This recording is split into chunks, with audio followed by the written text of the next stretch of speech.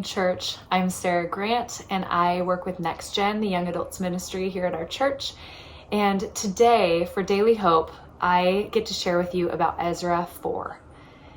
In Ezra, the Jews are exiled from Jerusalem, and they get to come back.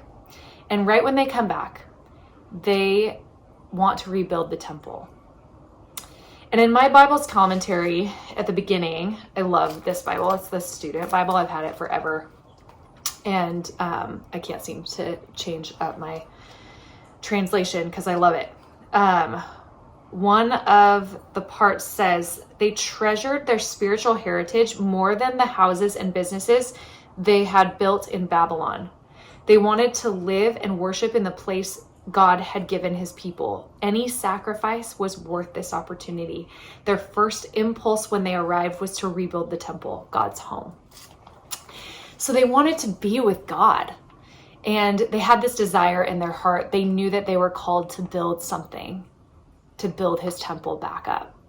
And any sacrifice was worth that opportunity. So God made a way for them to do this, but there were obstacles that they faced along the way, a lot of them. And in chapter 4, we start out with a deceptive offer of help to rebuild the temple. And the people of Israel basically say, no, thank you. We don't want your help. We see through your schemes, and we're actually just going to try and do this by ourselves. And that did not go over well. People started setting out to discourage them. And just as they were building, people were discouraging them. More opposition came under the reign of Xerxes, and they were accused of being obstinate and rebellious. And the king, people were warning the king, you don't want these people doing this because it's rebellious toward you.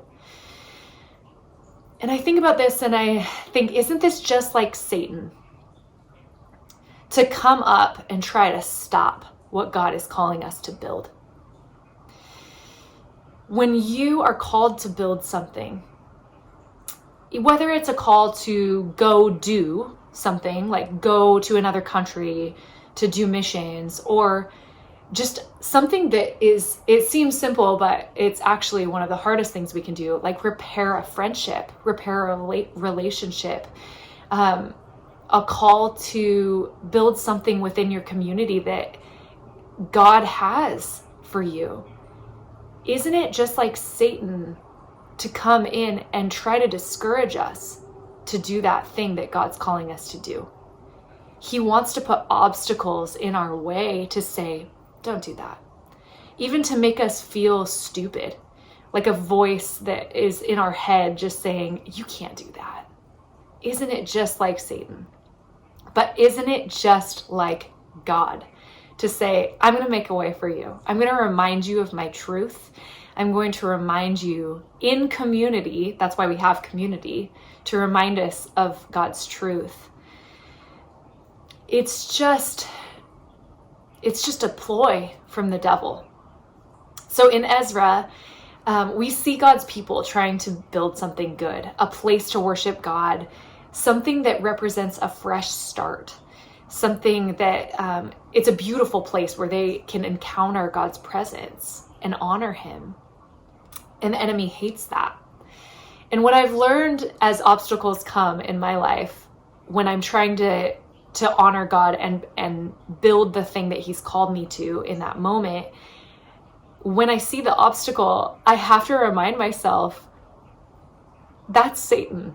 He doesn't want us to do the good things. He doesn't want us to experience God's presence in our life, building something with us, allowing us to take part in the building, because that's healthy relationship, right? So if the enemy is just using this as a ploy, we get to say, not today, Satan.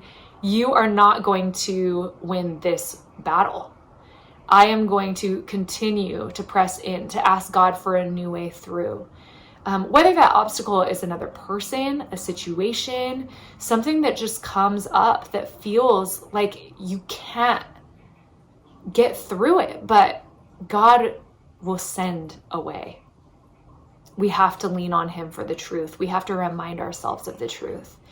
So today, what I want us to do is just ask God, what are you calling me to build? And what is something that is an obstacle that the enemy is trying to put in my way? What are the obstacles that you're facing right now?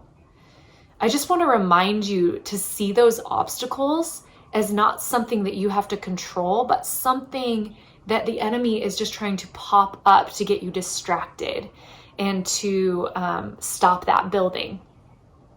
So let's collectively ask God for help in facing those obstacles, and to remind us of the truth, and to surround yourself with people who love you and care for you and will say, no, that is not the truth. I want you to see it in God's perspective.